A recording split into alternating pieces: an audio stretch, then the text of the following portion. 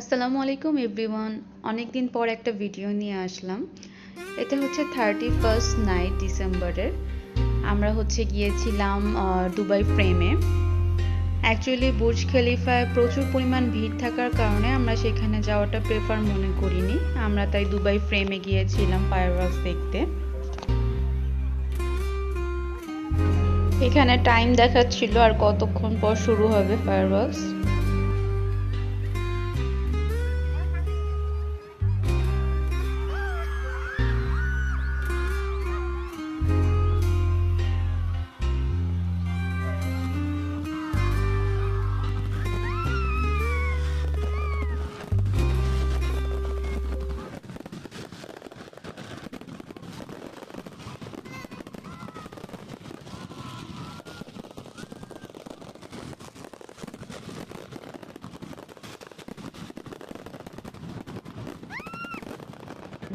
দুবাইতে পার্সোনালি ভাবে কোনো ফায়ারওয়ার্কস করা যায় না। আমরা যেরকম দেশে করি, বাইরে থেকে কিনে নিয়ে এসে ফায়ারওয়ার্কস করি, ওইটা করা সম্ভব না দুবাইতে, এটা অ্যালাউ নেই।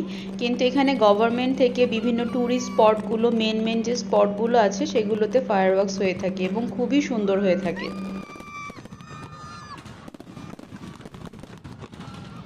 বুর্জ খলিফার ফায়ারওয়ার্কসের থেকে এই দুবাই ফ্রেমের ফায়ারওয়ার্কসটা অনেক বেশি সুন্দর ছিল। তাই আমরা এখানে গিয়ে একটা ভালো ডিসিশন নিয়েছি আমার মনে হয়।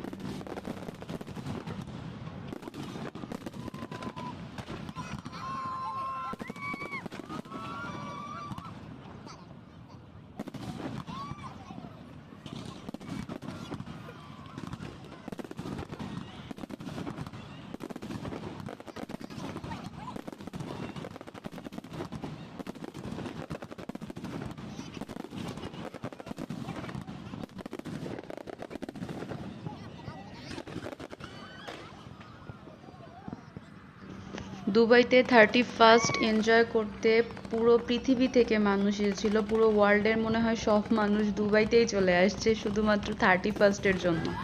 আর সবাই বুর্জ খলিফায় গেছে, তো যেটার জন্য আমরা আর সেখানে যেতে পারি নাই। আমরা এই দুবাই ফ্রেমের এই ফায়ারবক্সটা অনেক বেশি ভালো লেগেছে।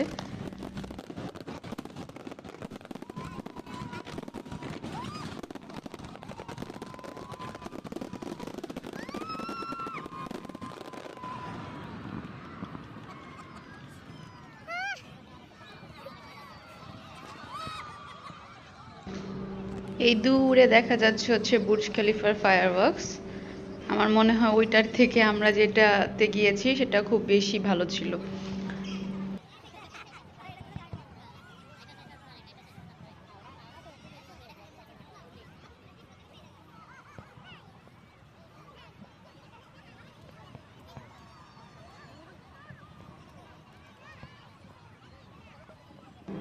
ঠিক তার পরের দিন অর্থাৎ জানুয়ারির 1 তারিখে আমরা চলে গিয়েছিলাম বুর্জ খলিফায়। সেখানে লাইটিং শো দেখেছি, ফাউন্টেন দেখেছি, অ্যান্ড অবভিয়াসলি দুবাই মলের অনেক সুন্দর সুন্দর লাইটিং এবং সাজানো দেখেছি। দুবাই মল অনেক সুন্দর করে সাজানো ছিল। এই যে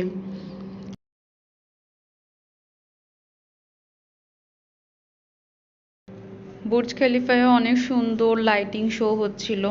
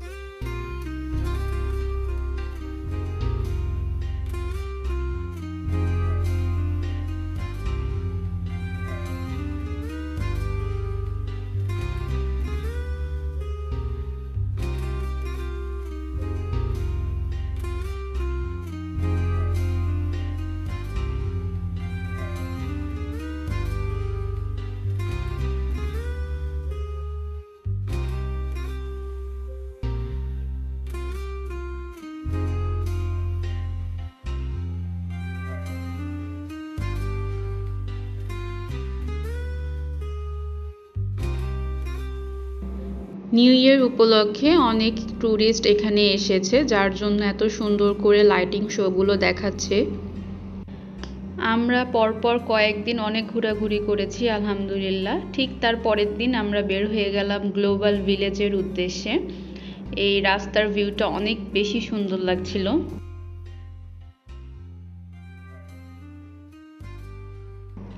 এই দূরে দেখা যাচ্ছে হচ্ছে গ্লোবাল ভিলেজ। ডেরা দুবাই থেকে গ্লোবাল ভিলেজ যেতে আমাদের মোটামুটি 1 ঘন্টার মতো লেগে গিয়েছিল।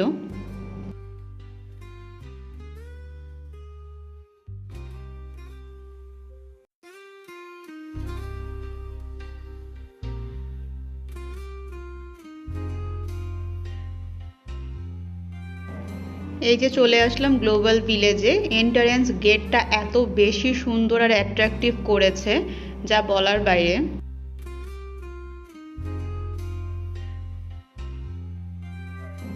এন্ট্রান্স গেটটা ক্লোজ থেকে দেখাচ্ছিলাম আমি। আর এর পাশেই হচ্ছে টিকিট কাউন্টার। আমরা ফ্রাইডেতে গিয়েছিলাম, যার জন্য টিকিটের প্রাইস পড়েছে 30 দিরহাম। এমনি উইকডেতে গেলে টিকিটের প্রাইস পড়বে 25 দিরহাম করে। এখানে কার্ড দিয়ে নিজে নিজে টিকিট কাটার সুবিধাও রয়েছে।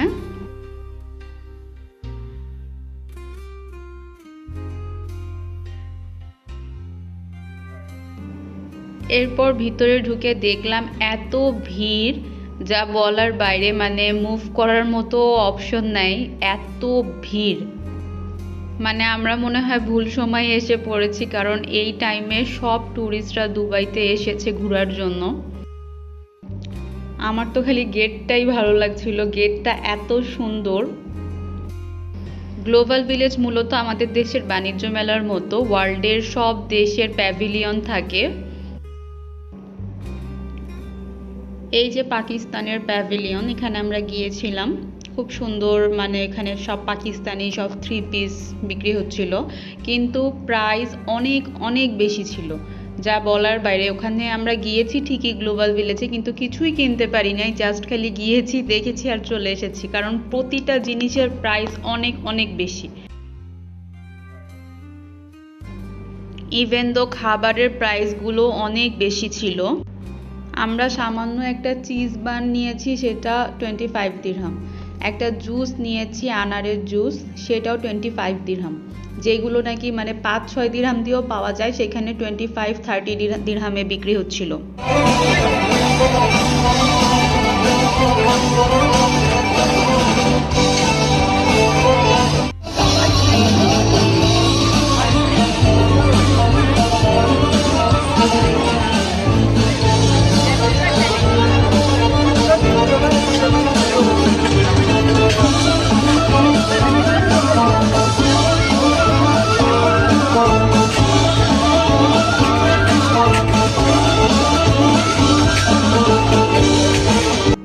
এটা হচ্ছে তুর্কি প্যাভিলিয়নের ভিতরে ওদের ট্রেডিশনাল ডান্সটা দেখতে পেলেন। আর এখানে তুর্কি বিভিন্ন ডেজার্টগুলো বিক্রি হচ্ছিল, অনেক বেশি এক্সপেন্সিভ ছিল, কিছুই কিনতে পারিনি। আর এটা হচ্ছে আরব আমিরাতের প্যাভিলিয়ন। এখানে বিভিন্ন বোরখা এবং ট্রেডিশনাল কিছু ড্রেস ছিল, জুব্বা ছিল।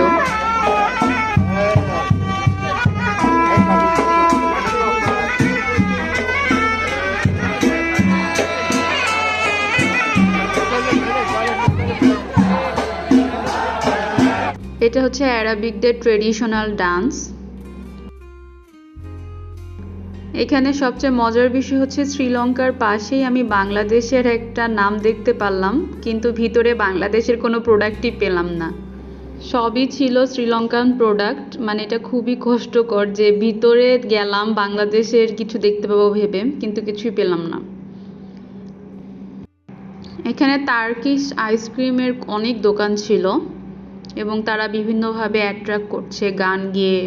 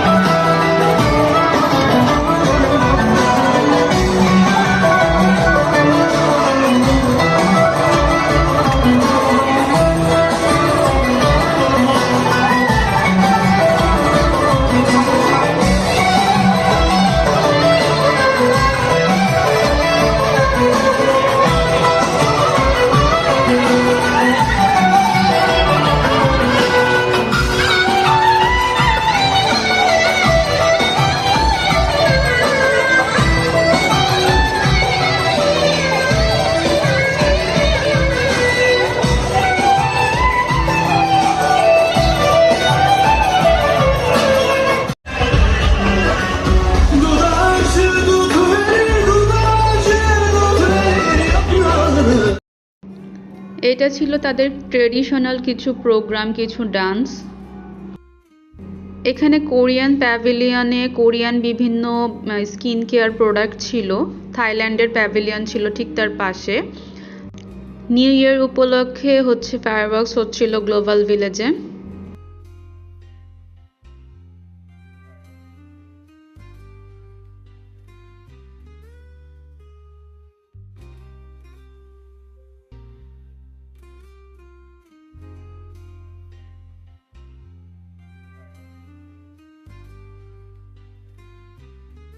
আমি অনেকক্ষণ ধরে ইন্ডিয়ান প্যাভিলিয়নটা খুঁজছিলাম, অবশেষে তার দেখা মিলল। ইন্ডিয়ান প্যাভিলিয়নগুলোর এন্ট্রান্স গেটগুলো এত বেশি সুন্দর করছে, একটার থেকে একটা বেশি সুন্দর।